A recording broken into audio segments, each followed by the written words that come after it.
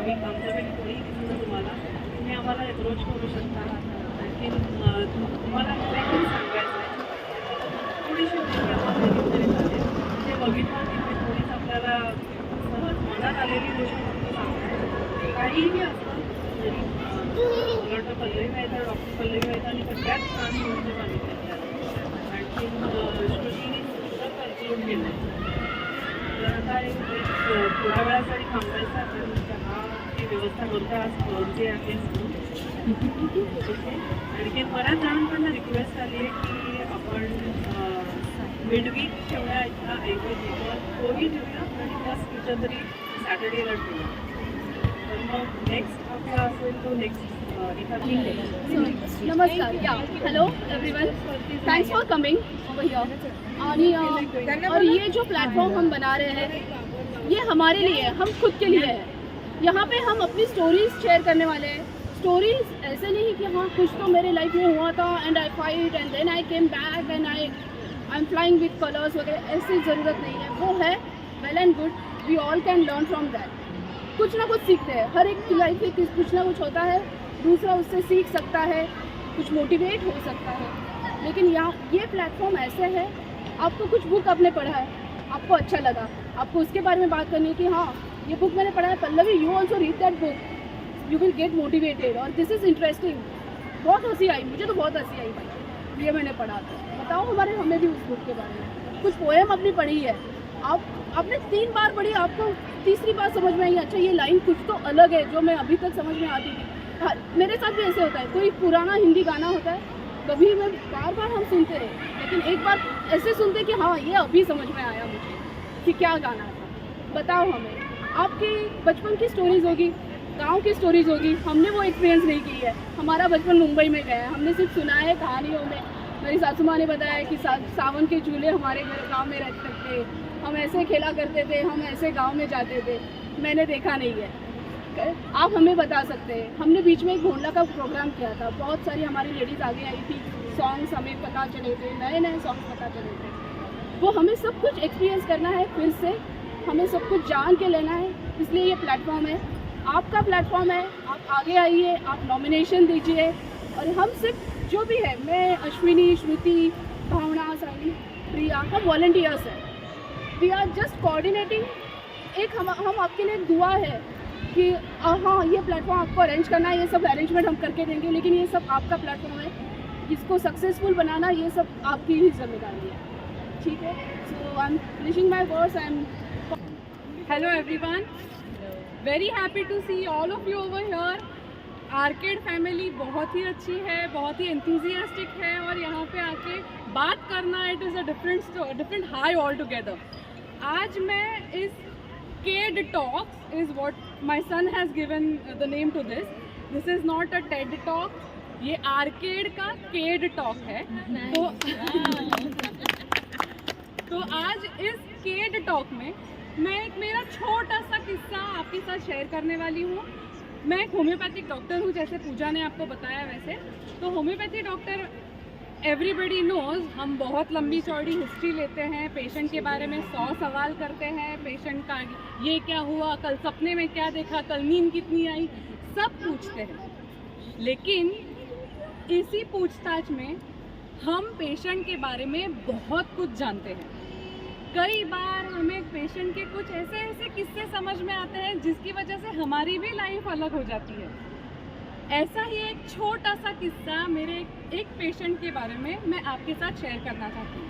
Since ये एक women oriented platform है, पेशेंट भी फीमेल ही थी और उसी फीमेल के बारे में मैं आपके साथ शेयर करना चाहती हूँ. और कैसे एक डॉक्टर नहीं लेकिन एक इंसान होने के नाते मैंने उनके लाइफ में डिफरेंस किया, उसके बारे में मैं आपके साथ शेयर करना चाहती हूँ. तो बेसिकली ये मेरी पेशेंट थी नहीं, इनके हस्बैंड, इनका बेटा मेरा पेशेंट है, अभी तक है. ये कभी भी मेरे पास ट्रीटमेंट के लिए आई नहीं. फॉर्चुनेटली उन्हें कभी ज़रूरत नहीं पड़ी. लेकिन एक बार ऐसे हुआ कि उन्होंने हस्बैंड का फॉलोअप, बेटे का फॉलोअप हो गया, फिर 2 मिनट के बाद वापस अंदर आई और मुझे बोला, मैडम आप कभी भी आपके पास अगर टाइम हो तो मुझे आपके साथ थोड़ा बात करनी है. तो मैंने बोला कि आप अपॉइंटमेंट लिखवा लीजिए, बाहर रिसेप्शनिस्ट बैठी है। नहीं मैडम, मुझे सिर्फ 15 मिनट बात करनी है। मैंने बोला कोई बात नहीं, आप कल आ जाइए। तो मैं कल अकेली आऊँगी मैडम। कोई बात नहीं, आ जाओ। जब वो आई, बैठी, मैं उनको पहचानती थी, so she was very comfortable with me. It felt like a normal casual conversation between me and her. ऐसे मुझे लगा ही नहीं कि वो मैं पेशेंट के साथ बात कर रही हूँ। वो आई, बैठी, काय म्हणता, कशा आहात मॅडम, आज काय मजेत सगळं हो। तब जब उन्होंने शुरू किया, मैडम मैं आपसे एक बहुत ही अंदर की बात कहना चाहती हूँ, बहुत ज़्यादा मन की बात कहना चाहती हूँ। तब मुझे समझा वो खुद इंजीनियर है। इंजीनियरिंग करने के बाद उन्होंने जॉब की, लगभग 4-5 साल तक जॉब की। जॉब करने के बाद शादी हुई। शादी होने के बाद 1-1.5 साल के अंदर बच्चा हो गया, और बच्चा होने के बाद उनकी जॉब उन्हें छोड़नी पड़ी। एक बच्चा हो गया, फिर दूसरा बच्चा हो गया। उसके बाद जॉब वापस से शुरू करने का कभी मोटिवेशन ही नहीं आया। अब विदाउट एनी रीज़न या फिर विदाउट खुद की मर्जी के खिलाफ जाके उन्हें कंपलसरी एक हाउसवाइफ बनना पड़ा। अब एक हाउसवाइफ होने के बाद उन्हें कहीं पे ऐसे लग रहा है कि मैं कुछ कमी कर रही हूँ, मैं अपने आप को खो चुकी हूँ, किसी को मेरी कदर है या नहीं, कोई मुझे उस रिस्पेक्ट के साथ देखता है या नहीं। मैं जब काम कर रही थी तब मैं एक मैनेजर पोस्ट पे थी। आज अगर मैं किसी ऑफिस के ही, मेरे ही ऑफिस के किसी इंसान को मिलती हूँ तो मैं जस्ट एक चलने वाली XYZ हूँ। आज मेरे से जूनियर लोग मेरे से कहीं आगे चले गए हैं। They are having a better post, they are having a better salary जो मैंने पहले मतलब ली थी, लेकिन मेरी उस सैलरी से भी कई ज़्यादा इनकी सैलरी हो गई है। कहीं पे मुझे वो बात बहुत ज़्यादा खटकती है मैडम। ऐसे नहीं है कि मुझे थेरेपी चालू करनी है, ये नहीं है कि मुझे आपसे दवाई चाहिए, मुझे सिर्फ आपको ये बात बतानी है। ये इतना बोल के वो चली गई। I thought to myself कि ये क्या हुआ, exactly what was my role in this. जब मैंने वापस से पूरा किस्सा अपने दिमाग में चलाया तब मुझे समझा कि उस 15-20 मिनट में मैं डॉक्टर नहीं थी, मैं माँ नहीं थी, मैं बहन नहीं थी, मैं सिर्फ एक कान थी। उस औरत ने मुझे शाम को, मतलब थोड़ी देर के बाद, मुझे सिर्फ एक मैसेज भेजा, मैडम आपके सामने मेरी सारी बातें बोल के मुझे बहुत हल्का लग रहा है। मैंने उनको बोला, मैंने आपको कुछ ऐसे एक्स्ट्रॉर्डिनरी एडवाइस नहीं दी। नहीं मैडम, आपने सिर्फ मेरी बात सुन के दी, और वो भी मेरे लिए एक बहुत बड़ी बात है। उस किस्से के बाद मुझे ऐसा लगा कि अगर हम थेरेपिस्ट नहीं हैं, अगर हम किसी के अच्छे दोस्त नहीं हैं, अगर हम डॉक्टर नहीं हैं, तो हम फिर भी किसी के लिए एक डिफरेंस कर सकते हैं। हम किसी के लिए एक कान बन सकते हैं। बी अनजजमेंटल। किसी की स्टोरी सुन के उनके बारे में जजमेंट पास मत कीजिए, उनके बारे में कुछ गलत मत सोचिए। कहीं ना कहीं कोई ना कोई आपकी वजह से हल्का महसूस कर रहा होता है, अच्छा महसूस कर रहा होता है, और आपकी वजह से उनकी लाइफ में एक बहुत बड़ा डिफरेंस होता है। तो उस दिन से अगर कोई पेशेंट हो या ना हो, कोई अगर पहचान का हो या ना हो, I always make it a point कि अगर मैं दोस्त नहीं हूँ, डॉक्टर नहीं हूँ, फिर भी मैं उन इंसान के लिए कान ज़रूर बनूंगी। Thank you. Volunteer as well, and she is also behind all this, the teaser making, the poster making, everything very close. Thanks a lot. Thank you so much. So thanks to Pooja that she has thought of this wonderful initiative. ये काफ़ी अलग सी चीज़ है, मतलब नाच गाना, cultural shows वो सब होते रहते हैं सोसाइटीज़ में, but this is something very very unique and it needs a lot of guts to think of such kind of an idea. and thanks to Pallavi that she has given a wonderful start. बिल्कुल perfectly जिस काम के लिए बना है show, this is what she has given. Thank you so much. So let me start. My topic today is what I have learned outside school. हम में से कितने लोग हैं जो समझते हैं कि जो हमारी फॉर्मल एजुकेशन है, फॉर्मल एजुकेशन माने कि जो हम स्कूल में कॉलेज में जो सीखा है वो तो काम आता ही नहीं. 1 2 3 4 5 6 7 8 9 10 11 12. ओके, चलो जिनको लगता है कि फॉर्मल एजुकेशन काम नहीं आती, लेट मी आस्क यू. आप स्टेशनरी की दुकान पे गए, 66 बिल हुआ, 100 रुपए दिए, कितने वापस आएंगे? कितने आ गए बोलो, मैंने बदल करा 34. उसने बोला 44. इसका मतलब फॉर्मल एजुकेशन काम आती है. It should be 34. 66 मिलता ना 34.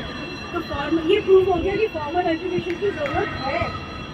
फॉर्मल एजुकेशन की कितनी ज़रूरत है कि हमें बेसिक मैथ्स और लैंग्वेज सीख जाते हैं, so that we can give our ideas, we can transfer our ideas to others, we can express ourselves. और बेसिक मैथमेटिक्स इसीलिए ताकि कोई हमसे ज़्यादा पैसे ना दे. ओके, नहीं आपके. इसके अलावा दूसरी चीज़ होती है इनफॉर्मल एजुकेशन, जो हम हर वक्त सीखते रहते हैं. दिस इज़ लाइक एयर, हमारे चारों तरफ है, बस हमें अपने एंटीना खड़े रखने पड़ते हैं. To grasp it, there's always something to learn from everybody. है ना? So I'm going to talk about those. जब 10 मिनट हो जाए तो मुझे इशारा कर देना, वरना मैं बोलती हूँ. अरे 20 मिनट बोला था इन्होंने. अच्छा 20 मिनट. चले So see, we learn everything. हर वक्त कुछ ना कुछ हम सोचते रहते हैं. But I will talk to you about life lessons which I have learned, जो मैं बार बार अपनी लाइफ में उनको अडेप्ट करती हूँ. So let's start with story number 1. मेरे एक अंकल है, काका, चाचा मेरे. This I learned from him. तो चाची के लिए कहीं से एक इनविटेशन आया था और उनको बुलाया था. एक और मेरे किसी रिलेटिव ने उनको बुलाया था. And she was probably not feeling very enthusiastic to go. तो वो ऐसी कर रही थी, कौन सी साड़ी पहनूं. जैसे होते हैं ना, जब हमारा मन नहीं कर रहा होता तो भी आज अननेसेसरी क्वेश्चंस. 2 घंटे तो लगेंगे वहाँ तक जाने में, बस जाने कहाँ मिलेगी. This kind of question she was asking. तो इट वाज ऑब्वियस कि उनका मन नहीं कर रहा जाने का, उसको टालने की कोशिश कर रहे हैं. तो माय चाचा जी सेड, देखो किसी का काम किसी के बिना रुकता नहीं है. अगर हम किसी के काम आ जाते हैं तो ये हमारा ही सौभाग्य है. तो दिस इज़ वन लेसन जो मैं हमेशा अपने दिमाग में रखती हूँ कि कोई किसी का काम नहीं रुकना. बेशक everybody gives their own flavour and colour to everything, but फिर भी रुकता कुछ भी नहीं है. If we can be there, it is our own fortune. हमारी खुद की खुशकिस्मती है कि हम किसी के काम आते हैं. तो this was my lesson number 1. Now next is lesson number 2. वो होता है ना, मंदिरों के बाहर दुकान होती है, 50 रुपए में भरपेट कचौड़ी आलू की सब्जी खिलाइए, 35 रुपए में खिलाइए, 10 रुपए में 2 कचौड़ी आलू. वो जो खिलाते हैं मतलब भिखारियों को साइड में बिठा के. तो ऐसे ही एक बार किसी मंदिर के बाहर हमने भी ऐसे किया. मैं जितने यहाँ देख रहे हैं सबको बिठाया, ऐसे लाइन से बैठ जाओ, और उसको कचौड़ी वाले को बोला कि भैया खिलाओ. खिलाने के बाद ना वो लोग खा रहे थे और मेरे मुंह पे ना ऐसे स्कच लगे थे. वो ऐसा लगता है ना जैसे देवी देवताओं की कुछ हैरो बन जाता है. ऐसा फील हो रहा था कि भाई पता नहीं कितना अच्छा काम कर लिया. तो देयर वाज वन एक थी, मतलब उन्हीं में उसे वैसे वो भगवा कपड़े पहने हुए थे, साध्वी टाइप्स नहीं होते हैं, वो मुझे बार बार स्टेयर कर रही थी. She was giving me a smile. बार बार कोई देख रहा होता तो आपको एहसास हो जाता है कोई देख रहा है. तो मैंने उसकी तरफ देखा, मैंने भी ऐसे कर दिया. फिर वो जब हो गया सब तो वो बोली कि बेटा आप कहाँ, मतलब थोड़े वो वार्म अप वाले क्वेश्चंस करने के बाद जब थोड़ा सा हो गया, 4-5 क्वेश्चन इधर हो गए, कहाँ से आए हो, क्या है, एक्सेट्रा, कितने बच्चे हैं, वही जो नॉर्मल से क्वेश्चन होते हैं टू ब्रेक द आइस वाले. उसके बाद शी सेड कि बेटा हम जो भी करते हैं अपनी खुशी के लिए करते हैं, कभी इस बात का गुरूर मत करना कि तुमने किसी के ऊपर एहसान किया। And this is absolutely true. हम जो भी करते हैं, हमने किसी को 50,000 दान दिए, 1 लाख दान दिए, we always do it for our own peace of mind, own happiness. करके हमको खुशी मिलती है तभी वो करते हैं। So that was my lesson number 2। Now next lesson number 3। Lesson number 2 नहीं ना? Carry on. ओके, अच्छा अब ये वाला है जब I was just out of college और घर में शादी आदि की बातें होने लगी थी कि भाई अब शादी, लड़का देखना है, शादी करनी है। तभी मैंने वो पिक्चर देखी, कभी हाँ कभी ना, शाहरुख खान वाली। वो क्या मतलब बड़े लोग कहते हैं कि बच्चों को ऐसी पिक्चरें मत दिखाओ, बच्चे बिगड़ जाते पिक्चर देख के। तो एक्चुअली मैं पिक्चर देख के मैं बिगड़ गई। और वो क्या था, उस पिक्चर में एक मैसेज था कि जब तक आपको प्यार ना हो शादी नहीं करनी चाहिए। और प्यार कैसे होता है यार, वो उसकी भी बड़ी फैंसी आइडिया होते हैं, घंटी बजती है और ये होता है वो होता है, नथिंग हैपेंड। अब मुझे लगा कि ये तो सिर्फ है, मुझे लगता प्यार ही ना हो तो शादी नहीं करोगे। तो जो होता था जैसे अरेंज मैरिज भी होता है, भाई बहुत सारे देखते हैं, उधर से भी सारी नेगोशिएशन वगैरह। And I was not like able to say yes to anything. So there was a friend of mine, same age as me, my classmate also, but 10 times wiser than me. She said, Shruti, if you are looking for 10 things and if you can get 6, say yes. So that was a very big decision of life, but this is one rule I follow in everything. आपको कभी भी ये सोचना होता है कि ले कि ना ले। हम 10 चीज़ देख रहे हैं, उसमें से अगर 6 मिल जाती है तो फट से यस कर दो, 6 से ऊपर है तो it's a bonus. So that was the third lesson which I learn.